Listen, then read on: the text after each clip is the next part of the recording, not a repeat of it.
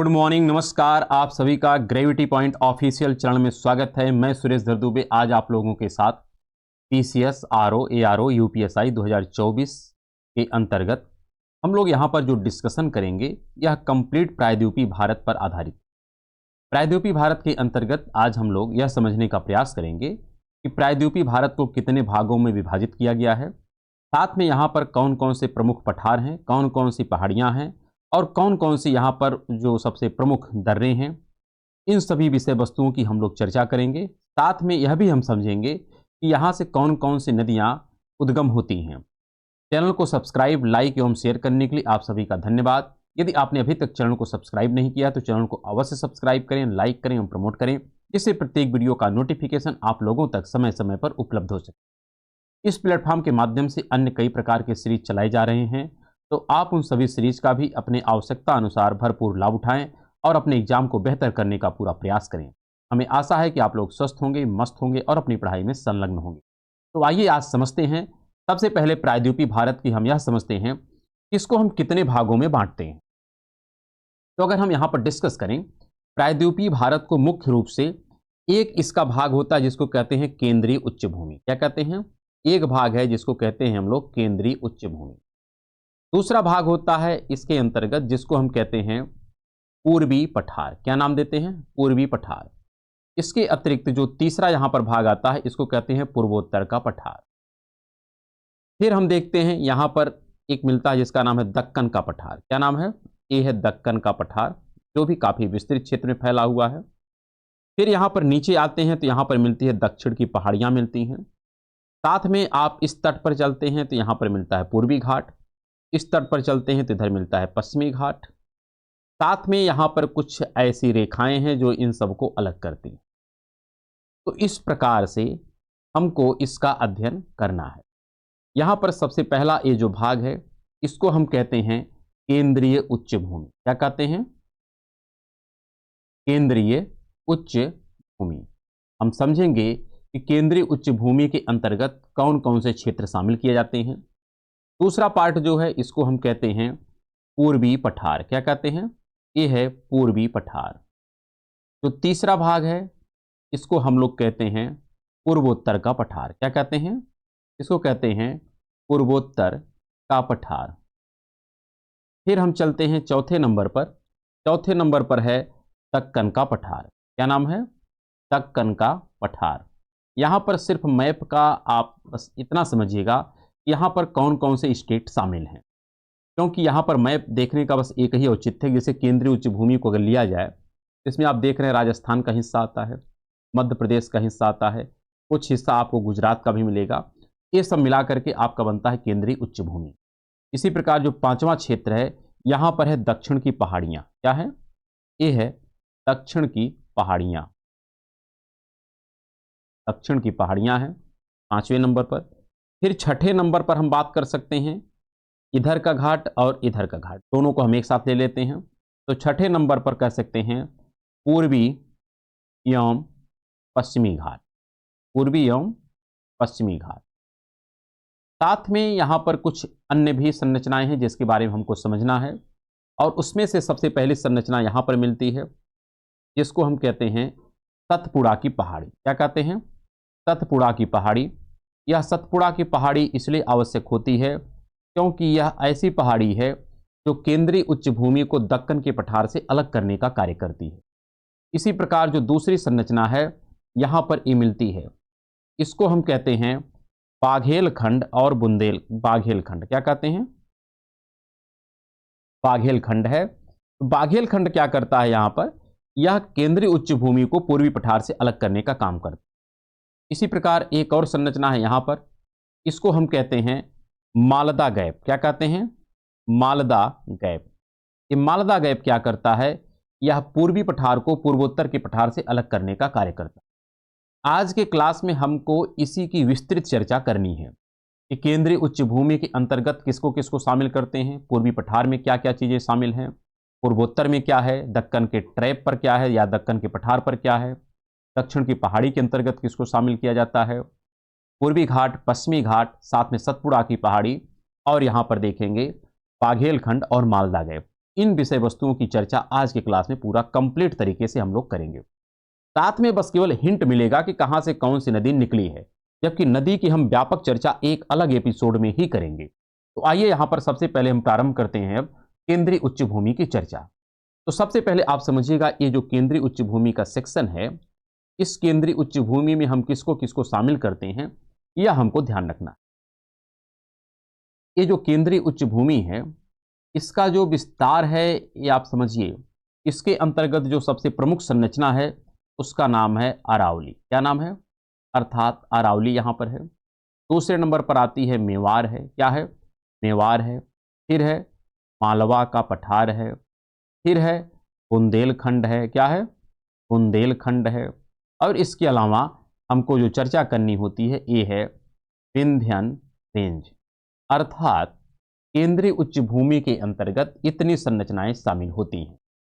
तो यहां पर सबसे पहले आप जब देखेंगे, यहां पर सबसे पहले आपको मिलता है अरावली। इस प्रकार से अरावली का विस्तार है और इसी के समानांतर आपको दूसरी संरचना मिलती है जिसका नाम है मेवाड़।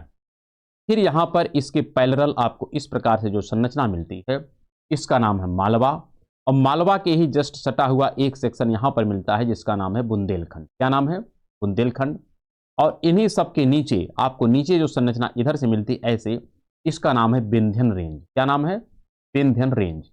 एक प्रकार से यह आपका हो गया अरावली, यह हो गया मेवाड़, यह हो गया मालवा, यह हो गया बुंदेलखंड, और ये नीचे वाली जो संरचना है इसको कहते हैं हम लोग विंध्यन रेंज। इतनी संरचनाओं का पहले हम अध्ययन करते हैं कि यह क्यों महत्वपूर्ण है और यहां से क्या क्या ऐसी संरचनाएं हैं जो हमको जाननी चाहिए। अगर हम अरावली के विषय में डिस्कस करें तो सबसे पहले अरावली को हम समझते हैं कि अरावली के बारे में क्या महत्वपूर्ण तथ्य है जो ध्यान रखना है। अगर हम अरावली का डिस्कशन करें, अरावली का जो विस्तार है यह कहां से कहां तक है, पहले ये ध्यान रखते हैं। तो अरावली का जो विस्तार है यह गुजरात का अहमदाबाद से, कहां से? अहमदाबाद से इसका विस्तार प्रारंभ होता है और कहां तक जाता है, तो यहां पर दिल्ली का एक रिज है, दिल्ली का कटक रिज है, यहां तक इसका विस्तार है। किसका? अरावली का। अगर हम देखें, अरावली की ही एक श्रेणी है जिसका नाम है माउंट आबू। अरावली की ही एक श्रेणी है जिसका नाम है माउंट आबू। ये भी प्रश्न आपसे पूछा जाता है जो राजस्थान में है। और इसी माउंट आबू की सबसे ऊंची पर्वत चोटी है जिसका नाम है, यहां पर हम कह सकते हैं गुरु शिखर। क्या नाम है? गुरु शिखर जो है यह माउंट आबू की सबसे ऊंची और एक प्रकार से अरावली की सबसे ऊंची पर्वत चोटी है। तो अरावली जो है यह, अगर हम इसके बारे में और बात कहें तो अरावली एक अवशिष्ट पर्वत है। कैसा पर्वत है? अवशिष्ट पर्वत है, जबकि यह एक प्रकार का बलित पर्वत है। प्राचीनतम बलित पर्वत ही अरावली है, लेकिन वर्तमान में काफी ज्यादा इसका अपरदन हो चुका है, इसलिए यह एक अवशिष्ट पर्वत के रूप में विद्यमान है। यहां से कुछ नदियां निकलती हैं जिसके बारे में प्रश्न पूछा जाता है। अरावली से एक नदी निकलती है जिसका नाम यहां पर हम देखेंगे लूनी नदी है। क्या नाम है? लूनी नदी है। एक नदी ऐसे निकलती है जिसका नाम है लूनी नदी। ये है लूनी। कहां से निकलती है? अरावली से निकलती है, और जिस स्थान से निकलती है उसका नाम है यहां पर नाग पहाड़ी। क्या नाम है? नाग पहाड़ी से निकलती है लूनी नदी। ये हमको ध्यानपूर्वक समझना है। और यहां पर लूनी की कुछ सहायक नदियां हैं जो हमसे पूछा जाता है। लूनी की 3 सहायक नदी आपको मिलेगी। यहां पर एक नदी है बांदी, एक का नाम सुकरी और एक का नाम जवादी। तो 3 नदियां हैं लूनी की सहायक। क्या क्या नाम इनका है? इनका नाम है बांदी, फिर है सुकरी और है जवादी। यहां पर इसका नाम इसलिए हम डिस्कशन कर रहे हैं कि इसका नाम हम फिर से डिस्कस नहीं करेंगे। ये जो लूनी नदी है यह जिस स्थान पर जाकर के अपने जल का विसर्जन करती है उस स्थान का नाम है कच्छ का रण। क्या नाम है? तो कच्छ के रण में ये सभी नदियां जाकर के अपने जल का विसर्जन करती हैं। लेकिन क्रम से ध्यान रखना है, लूनी की जो सहायक नदियां हैं बांदी, सुकरी, जवादी, बांदी उत्तर में है, उसके दक्षिण में सुकरी मिलेगी और उसके दक्षिण में जवादी मिलेगी। यहां पर एक एक पॉइंट आपको क्रम से हम बता रहे हैं डायरेक्शन के अनुसार, क्योंकि प्रश्न केवल तथ्य नहीं पूछा जाता है बल्कि कॉन्सेप्ट भी पूछा जाता है, अर्थात इनका डायरेक्शन काफी ज्यादा महत्वपूर्ण है आपके लिए।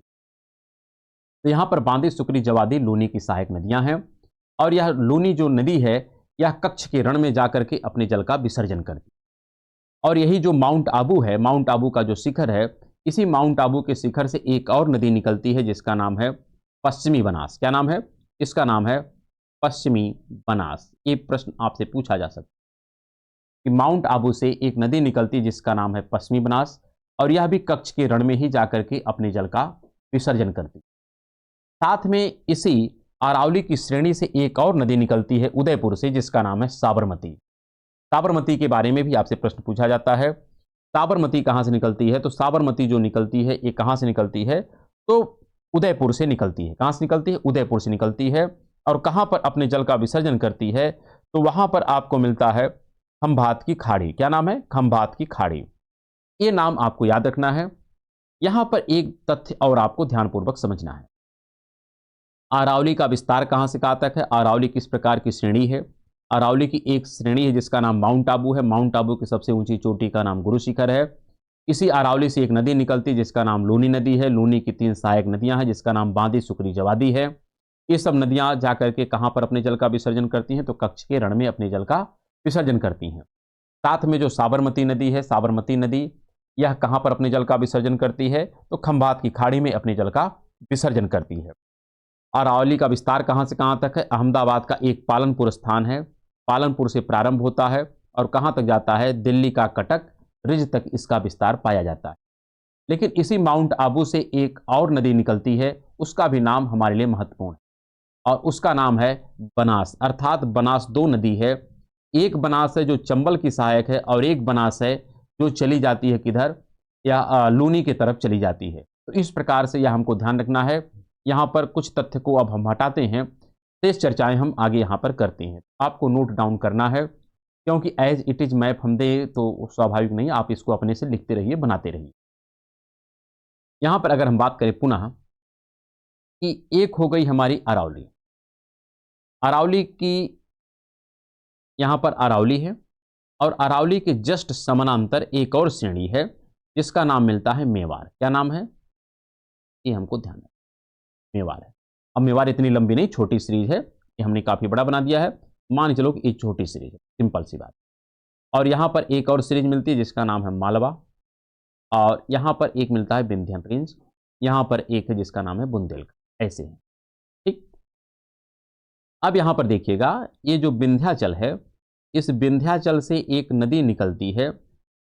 यहाँ पर हम मेवाड़ को हटाते हैं क्योंकि मेवाड़ रहने दो, बस खाली आप इमेज समझिए।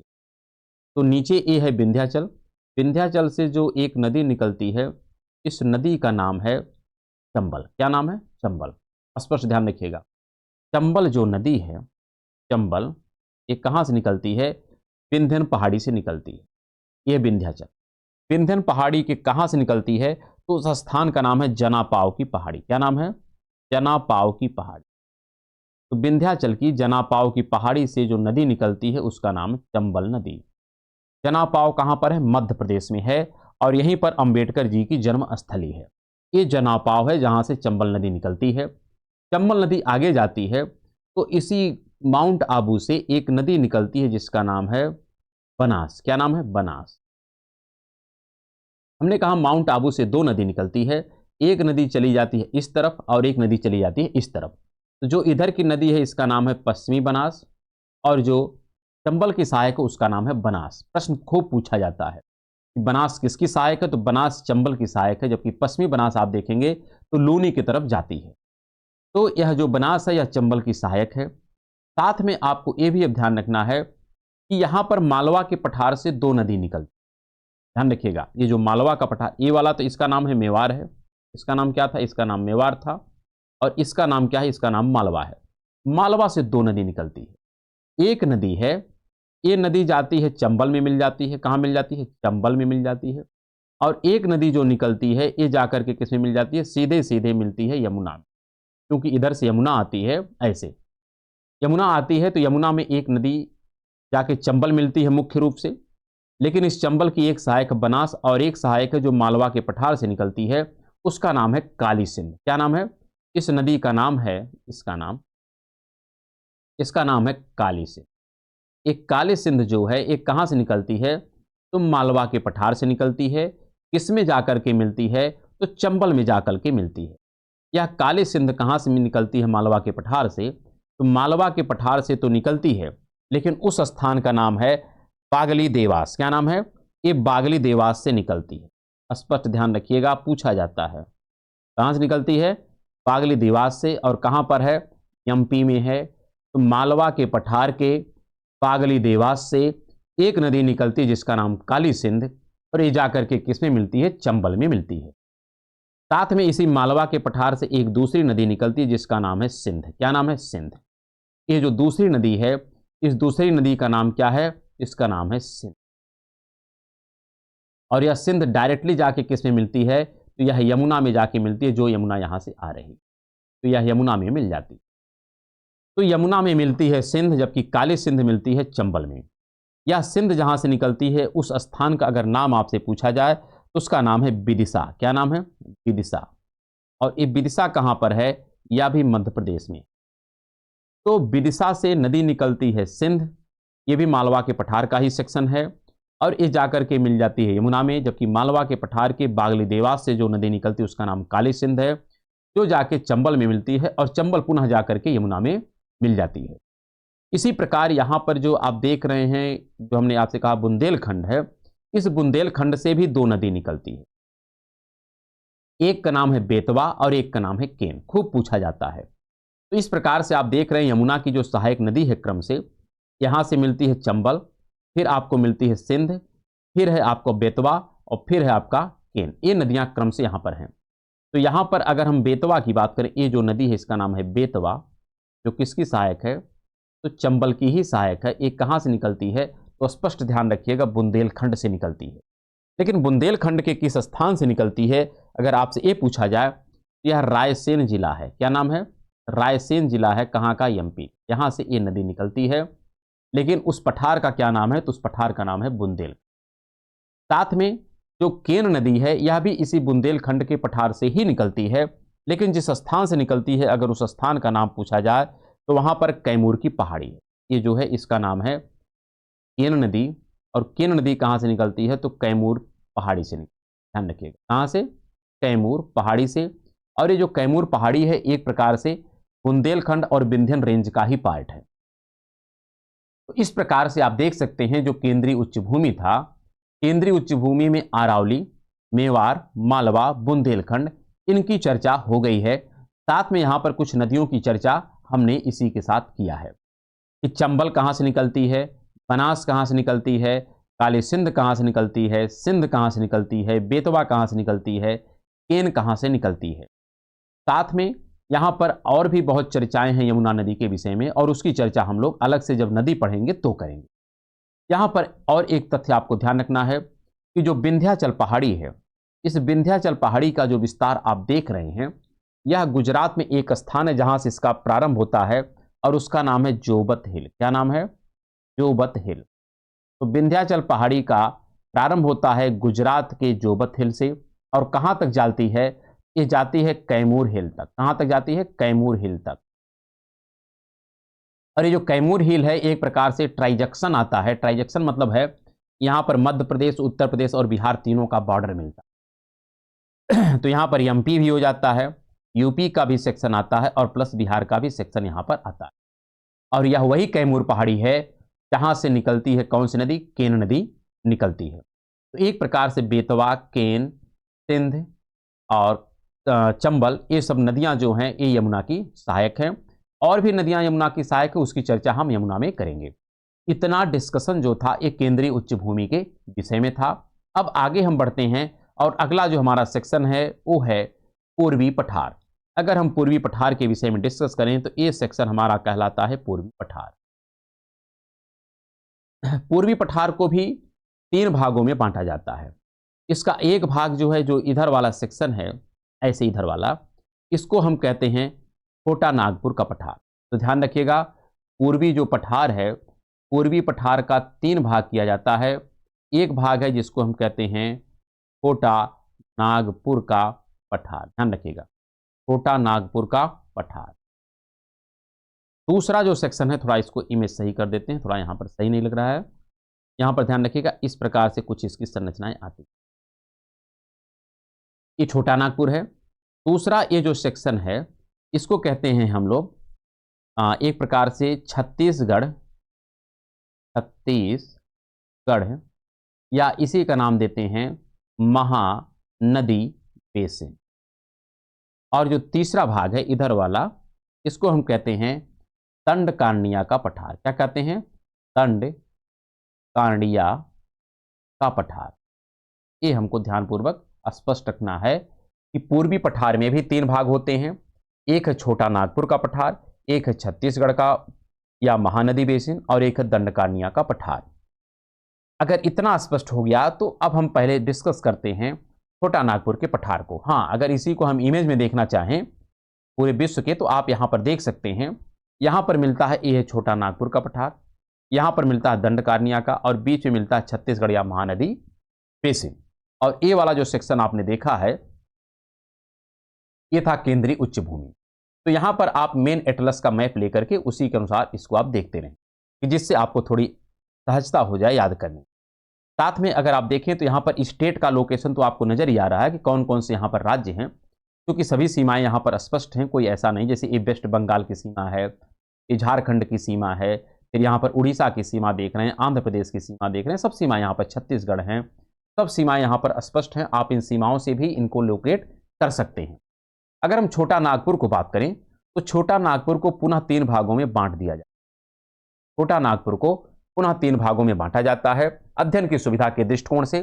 और इसका जो एक भाग है, अर्थात यहां पर अगर इसको हम पुनः बांटें, इसको इस प्रकार से बांटा जाता है। एक सेक्शन ऐसे होता है, एक सेक्शन फिर ऐसे।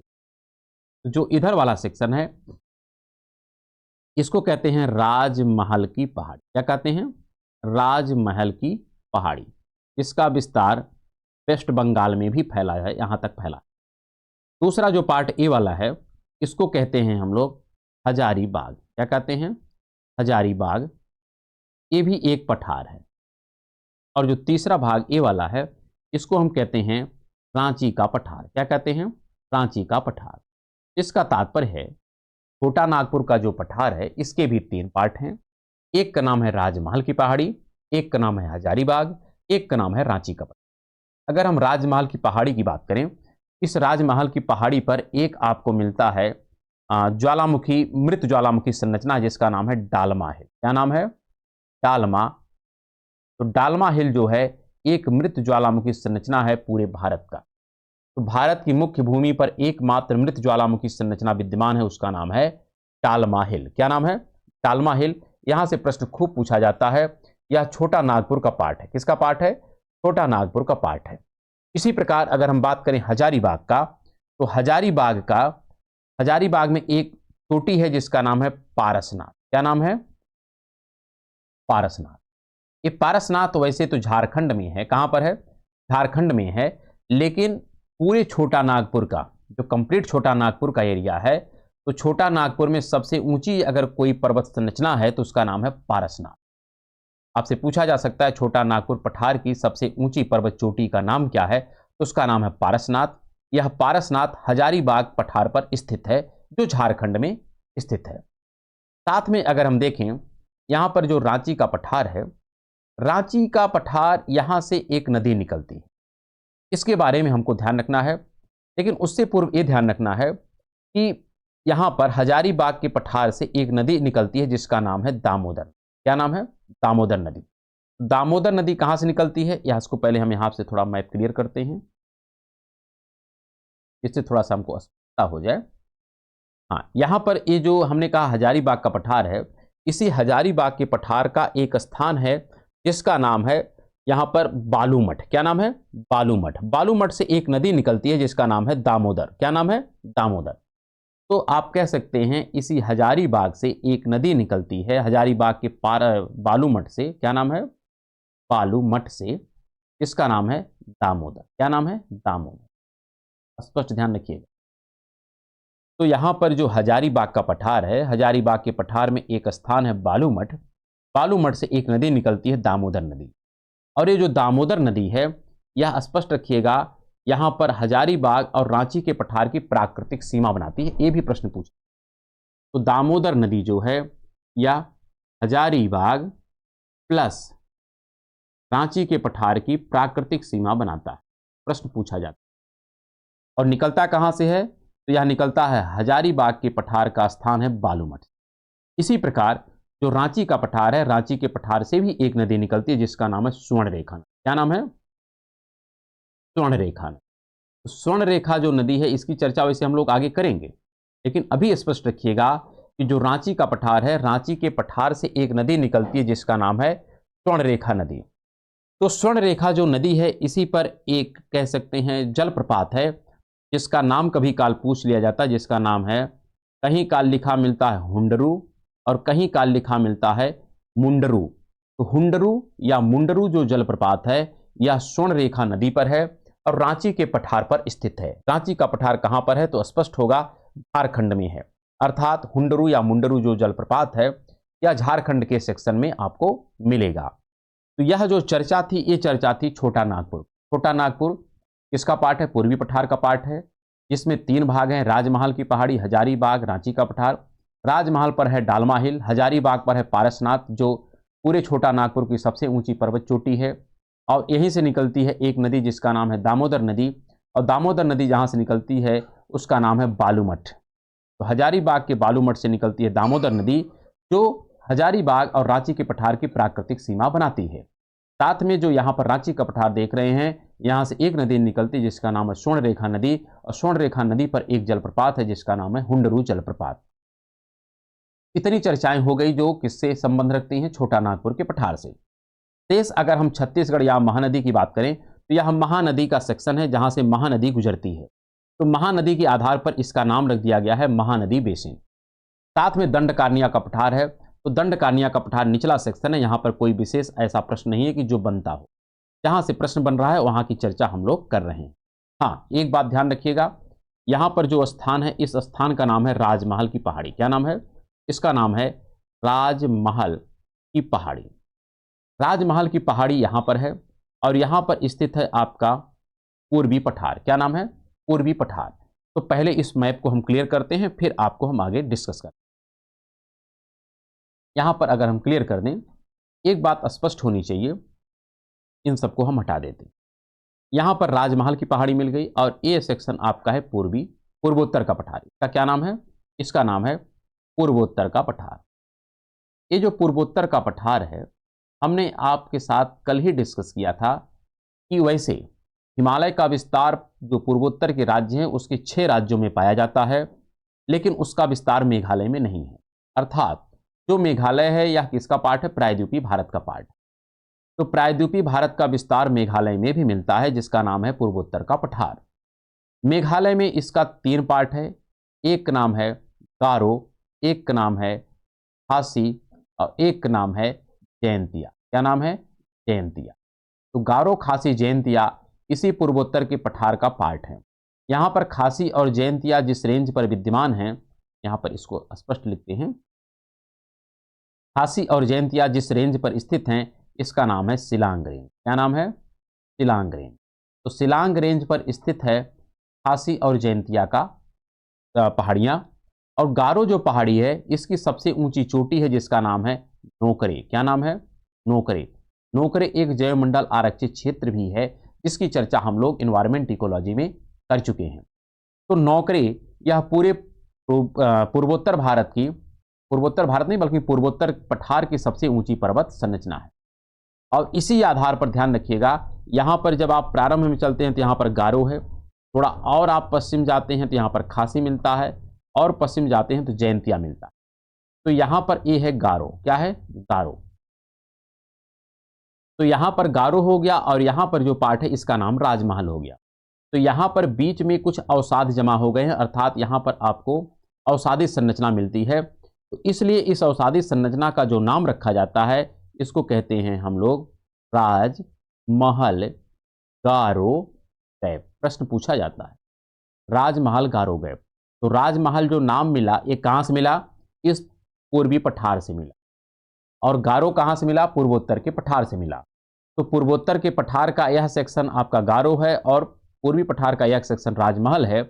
इन दोनों के मध्य का जो गैप है इसी को कहते हैं राजमहल गारो गैप। अन्य शब्दों में इसी को कहते हैं हम लोग मालदा गैप। क्या कहते हैं? मालदा गैप। तो प्रश्न हर जगह से पूछा जाता है। तारो गैप भी पूछ सकता है कि किसको किसको सेपरेट करता है, और मालदा गैप भी पूछ सकता है कि यह किसको किसको सेपरेट करता है। तो हम आशा करते हैं यहां तक की बातें आपको स्पष्ट हो गई होंगी। अब आगे जो हम डिस्कस करते हैं इसको ध्यानपूर्वक हम समझ लेते हैं। पहले इन सबको पहले हम एलिमिनेट करते हैं यहां से। आपको हर एक पॉइंट को ध्यानपूर्वक यहां पर याद रखना है। यहां पर हमने आपसे बताया है कि एक पहाड़ी है और इस पहाड़ी का नाम है सतपुड़ा की पहाड़ी। ये जो सतपुड़ा की पहाड़ी है यह केंद्रीय उच्च भूमि को, नीचे का जो सेक्शन है इसका नाम है दक्कन का पठार। तो दक्कन के पठार को इस केंद्रीय उच्च भूमि से अलग करने वाली जो संरचना है इसका नाम है सतपुड़ा की पहाड़ी। क्या नाम है इसका? इसका नाम है सतपुड़ा की पहाड़ी। ये जो सतपुड़ा की पहाड़ी है, यहां पर ध्यान रखना है आपको क्रम से कि सतपुड़ा की पहाड़ी के इन सबको क्लियर करते हैं, यहां से हम हटाते हैं, केवल हम सतपुड़ा को यहां पर रखते हैं। सतपुड़ा के इस तरफ से ध्यान रखिएगा, इस तरफ से एक नदी गुजरती है, इसका नाम क्या है? इसका नाम है नर्मदा। ध्यान रखिएगा। और नीचे से भी एक नदी गुजरती है जिसका नाम है तापी। क्या नाम है? तापी या ताप्ती। तो अगर आप देखें तो केंद्रीय उच्च भूमि का यहां पर जो लोवेस्ट पार्ट था इसका नाम था विंध्यन। क्या नाम था? विंध्यन। विंध्यन रेंज था, विंध्याचल की पहाड़ी। तो आपको क्रम से कभी काल पूछा जाता है नॉर्थ से साउथ या साउथ से नॉर्थ। तो पहले विंध्याचल मिलेगा, फिर नर्मदा मिलेगा, फिर आपको सतपुड़ा मिलेगा, फिर तापी नदी मिलेगी। एक क्रम है इनका, और हम इसी क्रम में आपको बताने का प्रयास कर रहे हैं कि जिससे आपको किसी प्रकार का कोई डाउट ना हो। आप क्रम अवश्य याद रखें, इसको भूलना नहीं है।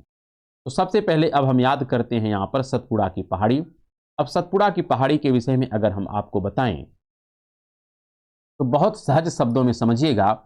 सतपुड़ा का जो विस्तार है, इसका जो विस्तार गुजरात में है उसका नाम है राजमहल की पहाड़ी। क्या नाम है? राजमहल की। स्पष्ट, कोई दिक्कत नहीं है। अर्थात सतपुड़ा का जो शुरुआत होती है गुजरात के राजमहल पहाड़ी से होती है। इसका जो दूसरा सेक्शन फिर आता है ये पहुंचता है मध्य प्रदेश में। कहां पहुंचता है? एमपी। एमपी में जो ये पहाड़ी है, इस पहाड़ी का नाम है महादेव की पहाड़ी। क्या नाम है? महादेव की पहाड़ी। अब महादेव की पहाड़ी के विषय में अगर हम डिस्कस करें तो यहां पर कई तथ्य जो हमको ध्यान में रखना है, क्योंकि यहां से प्रश्न पूछा जाता है। तो यहां पर है महादेव। तो महादेव की पहाड़ी का भी दो सेक्शन किया जाता है। एक सेक्शन जो है इसको हम कहते हैं बेतुल का पठार। क्या कहते हैं? बेतुल का पठार। ध्यान रखिएगा। और इसी महादेव का एक सेक्शन है जिसको हम कहते हैं पंचमढ़ी। क्या कहते हैं? पंचमढ़ी। और ये दोनों सेक्शन कहां पर हैं? ध्यान रखिएगा, मध्य प्रदेश में ही हैं। तो यहां पर बेतुल का जो पठार है, तो ये सतपुड़ा है। इस सतपुड़ा का एक विस्तार उत्तर में है और एक विस्तार दक्षिण में। तो जो उत्तर वाला पार्ट है इसका नाम है पंचमढ़ी। क्या नाम है? ध्यान रखिएगा, इसका नाम है पंचमढ़ी।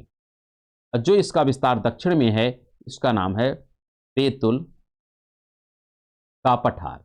आपसे कभी काल पूछ लिया जाता है कि इसमें नॉर्थ कौन है और साउथ कौन है। तो नॉर्थ में है पंचमढ़ी, महादेव का ही दो सेक्शन हो गया। तो पंचमढ़ी नॉर्थ में है और बेतुल का पठार साउथ में है। ये बातें स्पष्ट हो गई होंगी, हम आशा करते हैं। साथ में यही जो पंचमढ़ी है, इसी पंचमढ़ी की जो सबसे ऊंची पर्वत चोटी है इसका नाम क्या है? आपसे खूब प्रश्न पूछा जाता है। तो इसका नाम है धूपगढ़। क्या नाम है? धूपगढ़। ये धूपगढ़ जो है पंचमढ़ी की सबसे ऊंची पर्वत चोटी होने के साथ साथ सतपुड़ा की भी सबसे ऊंची पर्वत चोटी है। जैसे हमने कहा अरावली की सबसे ऊंची पर्वत चोटी का नाम गुरु शिखर है, उसी प्रकार आप यहां पे याद कर सकते हैं कि जो यह पूरा सतपुड़ा है, इस सतपुड़ा की सबसे ऊंची जो पर्वत चोटी उसका नाम धूपगढ़ है। यह धूपगढ़ किसका पार्ट है? तो पंचमढ़ी का पार्ट है। पंचमढ़ी किसका पार्ट है? तो महादेव का पार्ट है। ये बात हमको स्पष्ट हो जानी चाहिए। और यही जो बेतुल का पठार है, इसी बेतुल के पठार से एक नदी निकलती है। इस नदी का नाम है ताप्ती नदी। क्या नाम है? इसी का नाम है तापी नदी या ताप्ती नदी। तो ये जो बेतुल का पठार है, इसी बेतुल के पठार से एक नदी निकलती है जिसका नाम है तापी नदी। स्पष्ट हो गया? तो तापी नदी इसी सतपुड़ा के ही एक पार्ट से निकलती है, लेकिन यह इसके साउथ से गुजरती है। कहां से गुजरती है? साउथ से गुजरती है। तो यहां पर जब हम आगे बढ़ते हैं तो अगला जो हमारा मिलता है उसका नाम है तीसरा जो राज्य है वो है छत्तीसगढ़, क्योंकि इसका विस्तार छत्तीसगढ़ तक है। अगला जो छत्तीसगढ़ में इसका विस्तार है, इसका इस सतपुड़ा की, उसका नाम क्या है? उसका नाम है, यहां पर कहेंगे मैकाल। क्या नाम है? मैकाल पर्वत। तो इसका तात्पर्य है सतपुड़ा का जो विस्तार गुजरात में है उसका नाम राजपीपला है। सतपुड़ा का जो विस्तार मध्य प्रदेश में उसका नाम महादेव है। सतपुड़ा का जो विस्तार छत्तीसगढ़ में उसका नाम है मैकाल की पहाड़ी। ये जो मैकाल की पहाड़ी है, मैकाल की पहाड़ी की एक सबसे ऊंची पर्वत चोटी जिसका नाम है अमरकंटक। ये नाम आप कई बार सुने हो, अमरकंटक। तो अमरकंटक जो है यह मैकाल पर्वत की सबसे ऊंची पर्वत चोटी है, लेकिन पूरे सतपुड़ा की नहीं। अगर पूरे सतपुड़ा की सबसे ऊंची पर्वत चोटी पूछा जाए तो उसका नाम धूपगढ़ है। स्पष्ट ध्यान रखिएगा। तो यह जो अमरकंटक है, इसी अमरकंटक से कुछ नदियां निकलती हैं जिसकी चर्चा हमको करनी है। तो यहां पर अगर अमरकंटक का हम विस्तार देखें तो यहां से 3 नदी निकलती है। एक नदी चली जाती है उत्तर की तरफ, जो किसमें जाकर के मिलती है? जो जाके गंगा में मिल जाती है। किसमें मिलती है? गंगा में। और इसी अमरकंटक से एक नदी निकलती है जो जाके अरब सागर में मिलती है, जिसका नाम है नर्मदा। क्या नाम है? नर्मदा। जो उत्तर की तरफ जाती है इसका नाम है सोन। क्या नाम है? सोन। और इधर से ऐसे होकर के एक नदी इधर जाती है जिसका नाम है महानदी। इसका तात्पर्य है ये जो अमरकंटक की चोटी है, अमरकंटक की चोटी से 3 नदी निकलती है। जैसे हम बात करते हैं मानसरोवर झील से, मानसरोवर झील से भी 3 नदी निकलती है। एक है सिंधु, एक है ब्रह्मपुत्रा, एक है सतलज। उसी प्रकार अमरकंटक से भी 3 नदी निकलती है। एक उत्तर की तरफ जाती है जिसका नाम सोन है, जो गंगा में जाके मिलती है। एक जाती है पश्चिम की तरफ जो नर्मदा है, और एक है जो पूरब की तरफ जाती है जिसका नाम महानदी है। सोन नदी जो निकलती है अमरकंटक से, किस स्थान से निकलती है? इस स्थान का नाम है शहडोल। क्या नाम है? शहडोल जिला है मध्य प्रदेश। ध्यान रखिएगा, मध्य प्रदेश का शहडोल जिला है, वहां से निकलती है सोन नदी। इसी प्रकार नर्मदा जो निकलती है अमरकंटक से, जिस स्थान से निकलती है उस स्थान का नाम है अनूपपुर। क्या नाम है? अनूपपुर। और यह भी मध्य प्रदेश में। कहां पर है? मध्य प्रदेश में। इसी प्रकार महानदी जहां से निकलती है यह स्थान है धमतरी जिला। क्या नाम है? धमतरी जिला। और जिस पहाड़ी से निकलती है, अच्छा धमतरी जिला कहां पर है? धमतरी जिला जो है ये छत्तीसगढ़ में। ध्यान रखिएगा कहां पर है? छत्तीसगढ़ में है। तो धमतरी जिला से निकलती है, लेकिन जिस पहाड़ी से निकलती है, मेन पहाड़ी तो अमरकंटक है, लेकिन फिर भी एक स्थानीय पहाड़ी है जहां से इसका उद्गम होता है, उसका नाम क्या है? उसका नाम है यहां पर धमतरी जिला हो गया, और यहां पर पहाड़ी का नाम है सिहावा पहाड़ी। क्या नाम है? सिहावा। आपसे प्रश्न ये सब पूछे जाते हैं, और इन सब की चर्चा हम पुनः करेंगे कब? जब हम नदियों की चर्चा करेंगे। तो अभी तो बस सतपुड़ा की पहाड़ी के बारे में हम डिस्कस कर रहे हैं कि सतपुड़ा की पहाड़ी का विस्तार कहां से कहां तक है, और इसके कौन कौन से पार्ट है, कहां कहां से कौन कौन सी नदियां निकल सकती हैं, इन सब के बारे में हम व्यापक में चर्चा यहां पर कर रहे हैं। तो यहां पर सतपुड़ा की चर्चा कंप्लीट होती है। अब आगे हम जो चर्चा करते हैं वह अगला सेक्शन यहां पर है दक्कन का पठार। क्या है? दक्कन का पठार। इसको पहले हटाते हैं, यहां से एलिमिनेट करते हैं, फिर देखते हैं दक्कन का पठार। अगर हम दक्कन के पठार की बात करें तो ये हमारा सेक्शन जो है ये है दक्कन के पठार का, जो काफी लंबा चौड़ा है, काफी फैला हुआ है। तो ये है हमारा दक्कन का पठार। तो दक्कन का जो पठार है, इस दक्कन के पठार का भी कई भाग है। एक भाग है जिसको कहते हैं दक्कन का ट्रैप। याद रखिएगा, क्या कहते हैं? दक्कन का ट्रैप। स्पष्ट है? ये दक्कन का ट्रैप का जो सेक्शन है ये कहां पर है? ये बेसिकली ज्यादातर ये महाराष्ट्र में। कहां पर है? ये महाराष्ट्र में फैला। और जो दूसरा सेक्शन आता है, दूसरा यहां पर आता है कर्नाटक का पठार। क्या नाम आता है? कर्नाटक का पठार। और जो तीसरा सेक्शन आता है वह पहले जो नाम था उसका नाम था आंध्र प्रदेश का पठार, लेकिन अब चूंकि वर्तमान में वहां पर 2 स्टेट हो गए हैं, इसलिए वहां पर आता है, कह सकते हैं तेलंगाना का पठार है, तेलंगाना का पठार। और साथ में यहां पर मिलता है रायलसीमा। रायलसीमा जो है यह कहां पर है? ये आंध्र प्रदेश। एक प्रकार से हमको दक्कन के पठार के अंतर्गत सबसे पहले दक्कन के ट्रैप का डिस्कशन करना है, फिर कर्नाटक के पठार का डिस्कशन करना है, फिर तेलंगाना का पठार और रायलसीमा का डिस्कशन करना। तो अगर दक्कन के ट्रैप की हम बात करें, जो महाराष्ट्र में इसका ज़्यादातर हिस्सा है, यहाँ पर क्रम से जो मिलती हैं संरचनाएं इस प्रकार से, यहाँ पर हमको ध्यान रखना है, इसका नाम है क्या, इसका नाम है सतमाला। ध्यान रखिएगा, ये नॉर्थ से हम साउथ की तरफ बता रहे हैं। सतमाला है, फिर है अजंता, फिर है बालाघाट। क्या है? बालाघाट। और इसके पश्चात अगर चलते हैं तो वहां पर मिलता है हरिश्चंद्र। क्या है? हरिश्चंद्र। और हरिश्चंद्र की जो सबसे ऊंची चोटी है, इसका नाम आपसे कई बार पूछा जाता है, इसका नाम है कलसूबाई। क्या नाम है? कलसूबाई। तो ध्यान रखिएगा, दक्कन के ट्रैप का जो पार्ट है उसमें सतमाला आ जाता है, अजंता आती है, बालाघाट और हरिश्चंद्र। हरिश्चंद्र एक श्रेणी है, जबकि कलसूबाई एक चोटी है। तो हरिश्चंद्र की सबसे ऊंची पर्वत चोटी का नाम है कलसूबाई, और यह कलसूबाई जो है दक्कन के ट्रैप का भी सबसे ऊंची पर्वत संरचना है।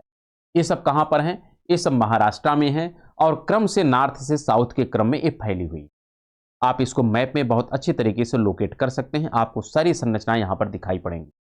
यहां पर आप देखेंगे तो यहां पर ये देखिए सतमाला है, यहाँ देखिए सतमाला है, अजंता है, बालाघाट और हरिश्चंद्र, ये सब संरचनाएं आप देखिए स्पष्ट हैं।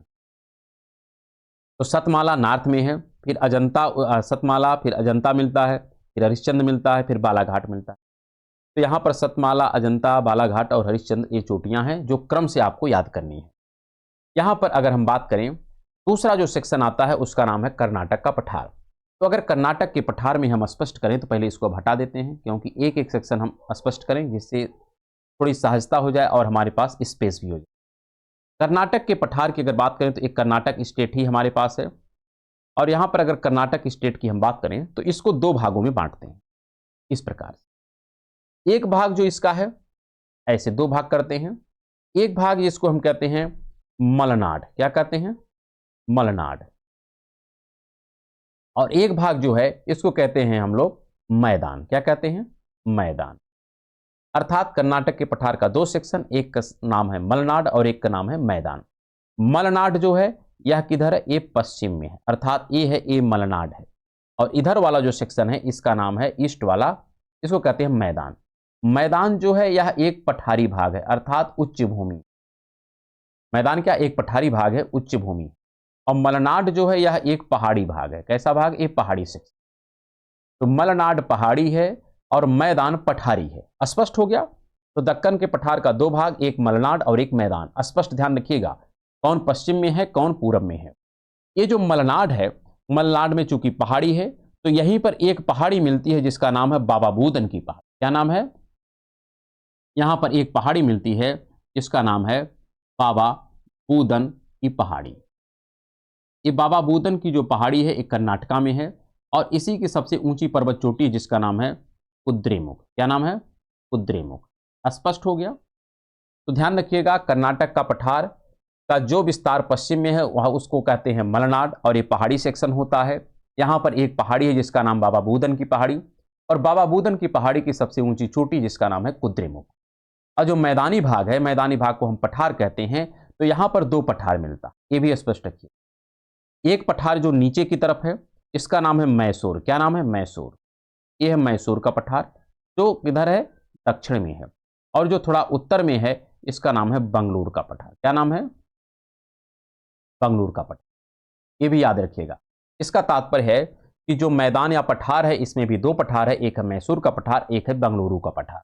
मैसूर का पठार कहां पर है? ये है दक्षिण में, और बंगलुरु का पठार कहां है? उत्तर में है। इतनी चर्चा यहां पर हो गई। साथ में ये जो सेक्शन है यहां पर आपको मिलता है तेलंगाना का पठार और रायलसीमा का पठार। तो तेलंगाना जो है ये है आंध्र प्रदेश, अरे तेलंगाना का पठार तेलंगाना में है, और रायलसीमा कहां पर है? ये आपको मिलता है आंध्र प्रदेश में। इसको अच्छा हटा देते हैं, पहले फिर बात करते हैं। हम कम से कम समय में अधिक से अधिक करना चाह रहे हैं जिससे आपका एग्जाम थोड़ा बेहतर हो जाए, बस प्रयास यही है। बाकी तो चर्चाएं इस प्लेटफॉर्म के माध्यम से काफ़ी व्यापक तरीके से की जा रही है, आप उसको अपनी आवश्यकता अनुसार ध्यान में रख सकते हैं। तो यहाँ पे हम कह रहे हैं कि एक है जिसको कहते हैं तेलंगाना का पठार। क्या है? तेलंगाना का पठार।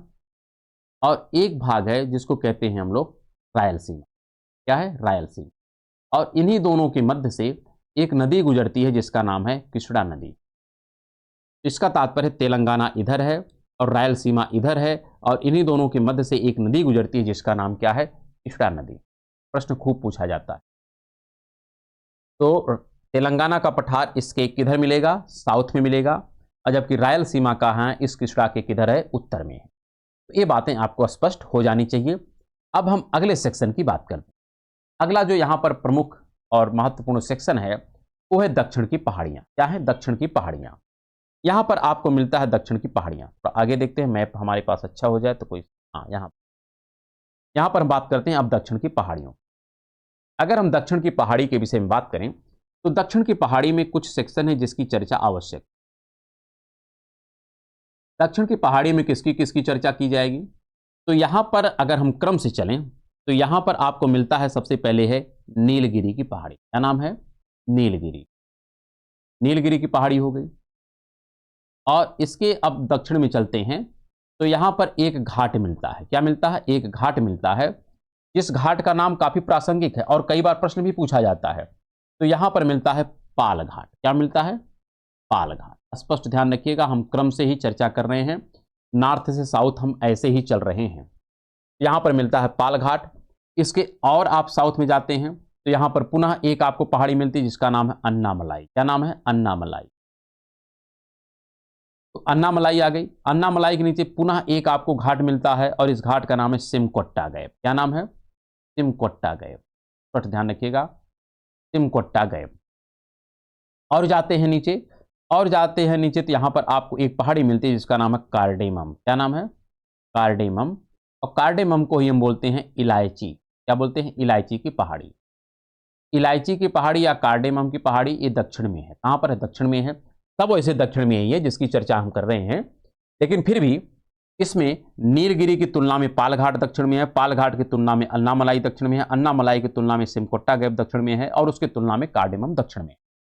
यहां पर अगर हम बात करें नीलगिरी की जो पहाड़ी है, नीलगिरी की पहाड़ी की एक सबसे ऊंची पर्वत चोटी है जिसका नाम आपसे पूछा जाता है और उसका नाम यहां पर है दोदा बेटा। क्या नाम है? दोदा बेटा। कई बार प्रश्न पूछा गया है कि नीलगिरी की सबसे ऊंची चोटी का नाम क्या है? इसका नाम है दोदा बेटा। वैसे नीलगिरी का ज्यादा विस्तार अगर हम देखें तो यह आपका तमिलनाडु में मिलता है, लेकिन फिर भी तमिलनाडु, कर्नाटका, यहां पर केरला, तीनों सेक्शन आ जाते हैं। और नीलगिरी एक ऐसा क्षेत्र है जहां पर पश्चिमी घाट और पूर्वी घाट का मिलन बिंदु है। आपसे भी प्रश्न पूछा जाता है, पश्चिमी घाट और पूर्वी घाट का मिलन बिंदु जो है यह यही नीलगिरी के पास ही देखने को मिलता है।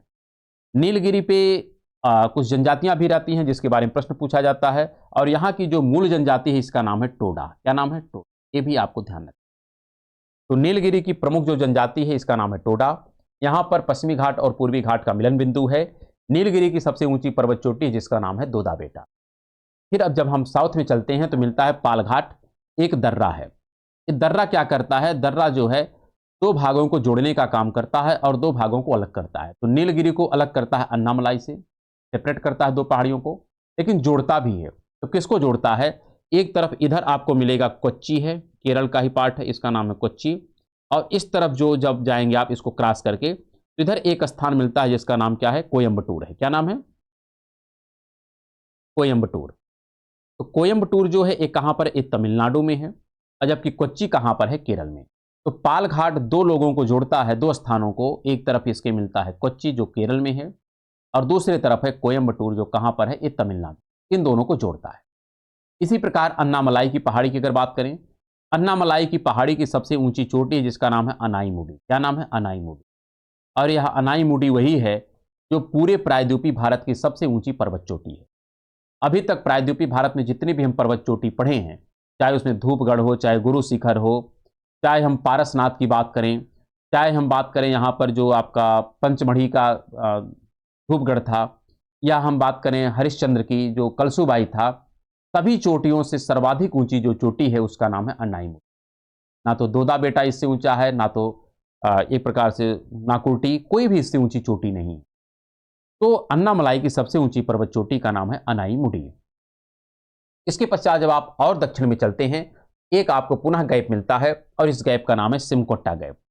सिमकोट्टा गैप भी दो श्रेणियों को अलग करता है, एक अन्नामलाई को अलग करता है कार्डेमम को, लेकिन दो को जोड़ने का भी काम करता है। किसको किसको जोड़ता है? तो इस तरफ मिलता है केरल की राजधानी है जिसका नाम है तिरुवनंतपुरम या त्रिवेंद्रम। क्या है? एक तरफ है तिरुवनंतपुरम, तिरुवनंतपुरम जो केरल की राजधानी है, इसको जोड़ने का काम करता है किससे? इधर एक स्थान मिलता है तमिलनाडु में जिसका नाम है मदुरै। क्या नाम है? मदुरै। तो मदुरई को तिरुवनंतपुरम से जोड़ने का काम करता है सिमकोट्टा गैप। आपसे खूब प्रश्न पूछा जाता है कि सिमकोट्टा गैप कहाँ पर पाया जाता है? अन्नामलाई और कार्डेमम के मध्य पाया जाता है, पालघाट, नीलगिरी और अन्नामलाई के मध्य में पाया जाता है। कौन किसको जोड़ता है और किसको अलग करता है, हम जहां तक प्रयास है कि आपको सहज शब्दों में कम से कम समय में अधिक से अधिक बताने का प्रयास कर रहे हैं। अब अगर इसके अतिरिक्त हम बात करें तो हमारे पास और थोड़ा सा डिस्कशन बाकी है, उसको कंप्लीट करके फिर हम इसको यहीं पर वाइंड अप करेंगे। अब जो हमारा अगला सेशन है वो सेशन इसमें ये है कि हमको देखना है यहां पर दो हमारे पास घाट हैं, एक का नाम पश्चिमी घाट है और एक का नाम पूर्वी घाट है। तो इधर आपको मिलता है पश्चिमी घाट और इधर मिलता है पूर्वी घाट। तो सबसे पहले हम डिस्कशन करते हैं पश्चिमी घाट। अगर हम पश्चिमी घाट की चर्चा करें तो पश्चिमी घाट को ही कहते हैं सह्याद्री की पहाड़ी। क्या कहते हैं? सह्याद्री की पहाड़ी। ध्यान रखिएगा, क्या कहते हैं? सह्याद्री की पहाड़ी। ये तो स्पष्ट हो गया। फिर यहां पर अगर बात करें कि इसकी जो चौड़ाई है, चौड़ाई किधर ज्यादा है? उत्तर में ज्यादा चौड़ाई है ये आपका सह्याद्री की पहाड़ी की, दक्षिण में? वैसे इसकी टोटल लंबाई जो है सह्याद्री या पश्चिमी घाट की, तो इसकी टोटल लंबाई 1600 किलोमीटर। इसका जो उत्तर में चौड़ाई है, उत्तर में इसका चौड़ाई है 50 किलोमीटर यहां पर। और अगर दक्षिण में आप जाएं तो दक्षिण में चौड़ा हो जाता है, करीब करीब यहां पे मिलता है 85 से 80 किलोमीटर चौड़ा है। इस सह्याद्री की पहाड़ी को तीन भागों में बांटा जाता है, एक है उत्तरी सह्याद्री, एक है मध्य सह्याद्री और एक है दक्षिणी सह्याद्री। तो जो उत्तरी सह्याद्री है इसी का एक नाम है जिसको कहते हैं हम लोग कोंकण तट। क्या नाम है? कोंकण तट। खूब प्रश्न पूछ। फिर मध्य सह्याद्री को नाम देते हैं कन्नड़ तट। क्या नाम देते हैं? कन्नड़ तट। और जो दक्षिणी सह्याद्री है इसको कहते हैं मालाबार तट। क्या कहते हैं? मालाबार तट। तो जो कोंकण तट है इसका विस्तार कहां से कहां तक है ये स्पष्ट होना चाहिए। तो यहां मिलता है तापी नदी और इधर मिलता है गोवा। तो गोवा से, अर्थात यहां पर तापी नदी है और यहां पर आपको मिलता है गोवा। तो तापी नदी से गोवा के मध्य का जो क्षेत्र है इसको कहते हैं उत्तरी सह्याद्री और इसी को कहते हैं हम लोग कोंकण तट। याद रखिएगा स्पष्ट शब्दों में। और गोवा से लेकर के जब आप नीलगिरी की बात करते हैं, कहां तक की बात करते हैं? नीलगिरी की बात करते हैं, तो यहां पर मिलता है कन्नड़ तट। अर्थात गोवा से शुरू होता है और कहां तक? नीलगिरी तक। तो नीलगिरी तक का सेक्शन जो है इसको कहते हैं हम लोग कन्नड़ तट। और मालाबार जो शुरू होता है यह नीलगिरी से प्रारंभ होता है और नीचे चले जाते हैं तो कहां तक जाते हैं? कन्याकुमारी।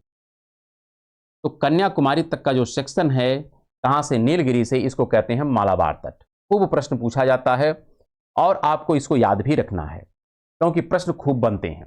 इसी प्रकार जब हम पश्चिमी घाट की बात करते हैं तो पश्चिमी घाट में क्या बातें हैं उसको भी थोड़ा स्पष्ट कर लेते हैं। हम बस यही प्रयास कर रहे हैं कम से कम समय में हो जाए। अगर मानते हैं कुछ छूट भी जाएगा तो आप उसको अपने हिसाब से थोड़ा एडजस्ट करिएगा। बाकी चर्चाएं तो हम लोग बहुत व्यापक तरीके से इसी प्लेटफॉर्म के माध्यम से कालक्रम में करते रहेंगे। यहाँ पर अगर हम पूर्वी घाट की बात करें तो पूर्वी घाट का जो विस्तार है या एक प्रकार से अगर हम इसको साउथ से ले चलें नॉर्थ की तरफ, ध्यान रखिएगा साउथ से नॉर्थ की तरफ हम बात कर रहे हैं यहाँ पर, जबकि पश्चिमी घाट की चर्चा हम लोग नॉर्थ से साउथ की तरफ किए थे। यहाँ पर सबसे निचला जो भाग है इसको हम क्या कहते हैं? तो यहाँ पर सबसे पहला तट मिलता है जिसको नाम है कोरोमंडल। क्या नाम है? कोरोमंडल। फिर बीच में मिलता है जिसको कहते हैं गोलकुंडा तट। क्या नाम है? गोलकुंडा तट। फिर इसके पश्चात जो मिलता है इसका नाम है उत्कल। क्या नाम है? उत्कल, या इसी को कहते हैं उत्तरी सरकर। उत्तरी सरकर या उत्कल तट ये नाम रखा जाता है। तो जो कोरोमंडल तट है अगर इसका हम विस्तार देखें कहां से कहां तक है, ये कोरोमंडल तट आपको मिलता है यहां से कन्याकुमारी से लेकर के, कहां से? कन्याकुमारी से लेकर के कृष्णा नदी तक का जो क्षेत्र होता है, कहां तक का? कृष्णा नदी आपको आंध्र प्रदेश में मिलती है, यहां तक के क्षेत्र को हम कहते हैं कोरोमंडल तट। स्पष्ट हो जाना चाहिए।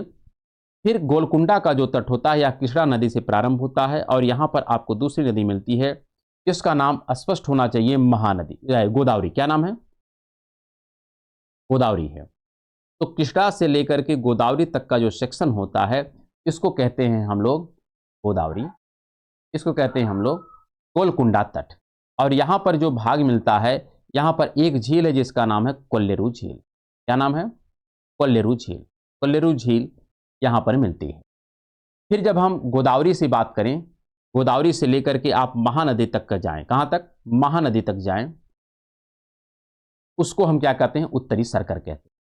तो यहाँ से लेकर के अर्थात गोदावरी से लेकर के महानदी तक का जो सेक्शन है इसको कहते हैं उत्तरी सरकर या उत्कल तट। ये तो हमारा हो गया मोटा मोटा विभाजन। लेकिन यहाँ पर जब महानदी के थोड़ा और उत्तर में हम चलते हैं, यहाँ पर पहले मिलता है चिल्का झील। एक चिल्का झील है। अगर हम क्रम देखें तो थोड़ा सा स्पष्ट ध्यान रखिएगा, वैसे हम चर्चा करेंगे इसकी। यहाँ पर आप ये हम बात कर रहे हैं, यहाँ पर सबसे पहले चिल्का मिलता है, फिर महानदी मिलती है, फिर यहाँ पर ब्राह्मणी मिलती है, फिर बैतरणी मिलती है, फिर सुवर्णरेखा मिलती है। एक क्रम है इनका, हम क्रम चर्चा करेंगे। अगला एपिसोड हमारा इसी पे आने वाला है, उसका डिस्कशन किया जाएगा। लेकिन सबसे पहले अब कोरोमंडल तट की हम बात कर लेते हैं।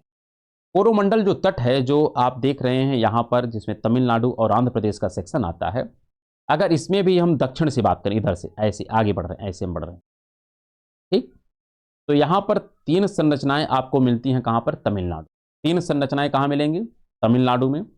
सबसे नीचे जो मिलेगा इसका नाम है पालनी। क्या नाम है? पालनी। फिर नाम है सेवराय, फिर है जवादी।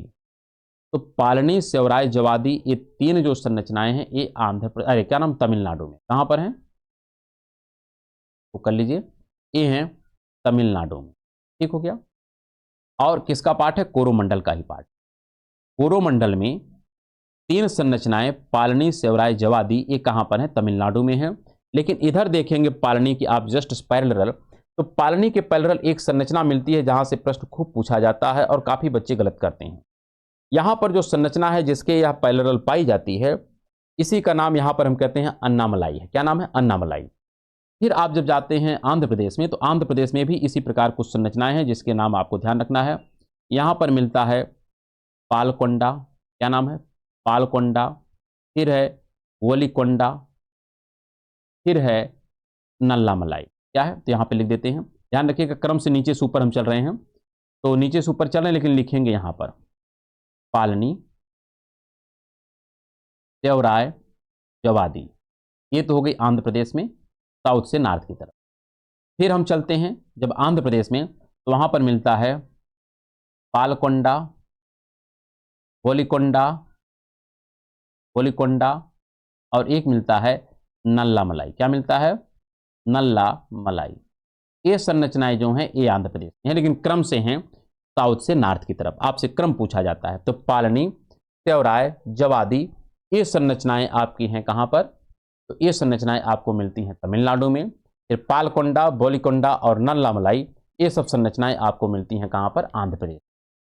पालनी के पैरेलल जो संरचना मिलती है इसका नाम है अन्नामलाई। क्या नाम है? अन्नामलाई।